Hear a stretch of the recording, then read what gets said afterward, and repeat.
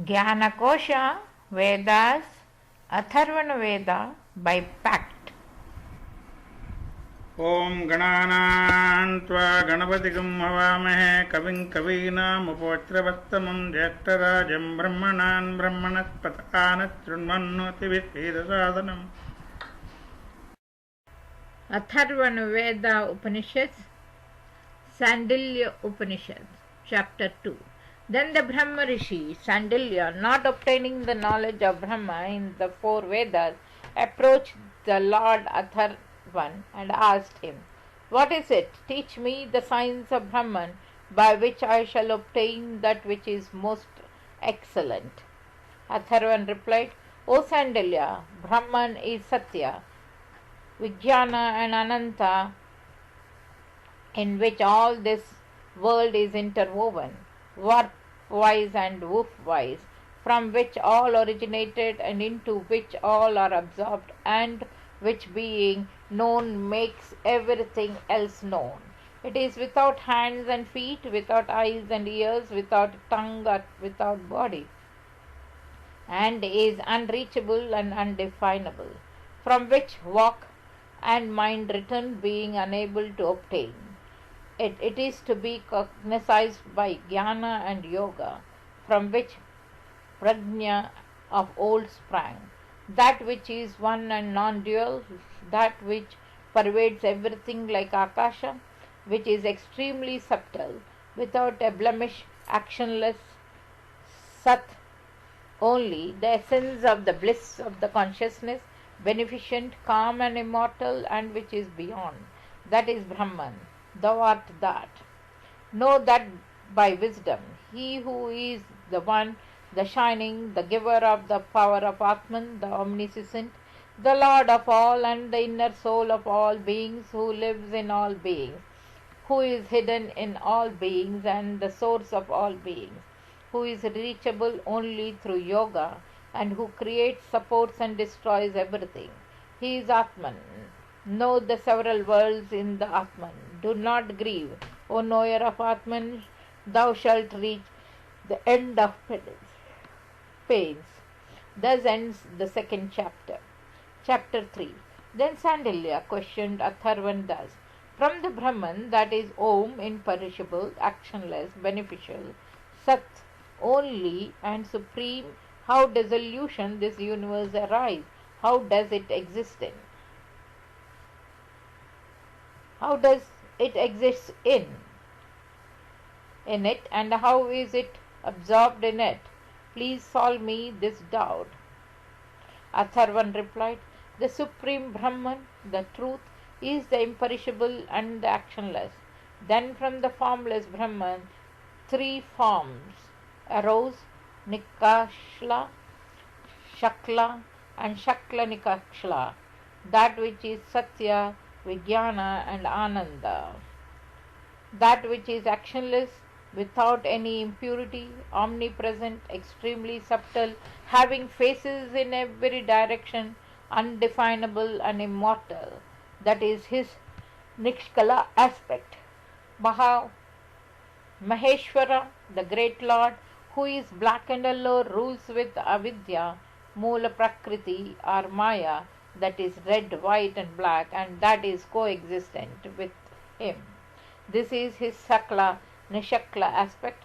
Then the Lord desired or willed by his spiritual wisdom, May I become many, may I bring forth. Then from this person who was contemplating and whose desires are fulfilled, three letters sprang up: three Vyaharitis, the three-footed Gayatri, the three Vedas, the three Devas, and three Varnas, colors or castes, and the three fires sprang.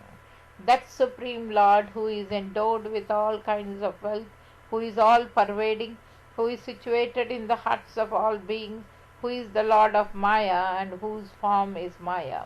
He is Brahma, he is Vishnu, he is Rudra, he is Indra, he is all the Devas, he is all the Bhutas.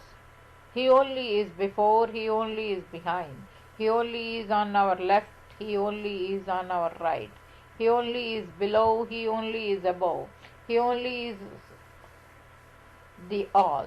That form of him as Dattatreya, who sports with his Sakti, who is kind of his devotees, who is brilliant as fire, resembling the petals or a red lotus, and is of four hands, who is mild and shines senselessly.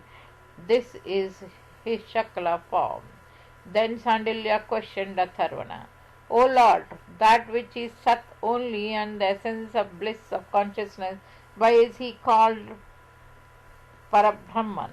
Atharvana replied, because he increases Brihati and causes to increase everything, so he is called Parabrahman. Why is he called Atman? Since he obtains apnoti everything, since he takes back everything, and since he is everything, so he is called Atman. Who is he called Maheshwara, the great Lord? Since by the sound of words Mahat Isha, the great Lord, and by his own power the great Lord governs everything. Why is he called Dattatreya? Because the Lord, being extremely pleased with Atri Rishi, who was performing a most difficult penance and who had expressed his desire to see him, who is light itself, offered himself Datta as their son, and because the woman Anasuya was his mother and Atri was his father. Therefore, he who knows the secret meaning knows everything.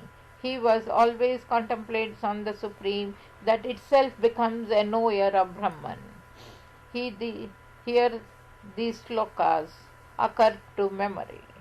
He who contemplates always the Lord of Lords and the Ancient, thus as Dattatreya, the beneficent, the calm of the color of sapphire, one who delights in his own Maya, and the Lord who has shaken off everything as naked, and as one whose whole body is besmeared with the holy ashes, who has matted hair, who is the Lord of all, who has four arms, who is bliss in appearance, whose eyes are like full-blown lotus, who is the store of jnana and yoga, who is the spiritual instructor of all the worlds, and who is dear to all the yogins, and one who is merciful towards his devotees, who is the witness of all and who is worshipped by all the siddhas, is freed from all sins and will attain the spirit Om Satyam, truth. That ends the third chapter.